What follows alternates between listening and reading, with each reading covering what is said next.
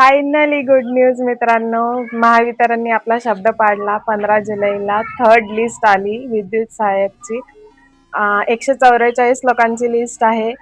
तुमचं नाव आहे का त्यात नक्की चेक करा. ऑफिशियल साईटला लिस्ट अपलोड केलेली आहे किंवा या व्हिडिओमध्ये पण बघू शकता. तर मी या प्रोसेसमधून गेलेली आहे. लिस्ट लागल्यानंतर डॉक्युमेंट व्हेरिफिकेशन, त्यानंतर काय काय स्टेप्स असतात हे सगळं जाणून घेण्यासाठी लॉंग व्हिडिओ बघा. संध्याकाळपर्यंत मी लॉंग व्हिडिओ अपलोड करेन.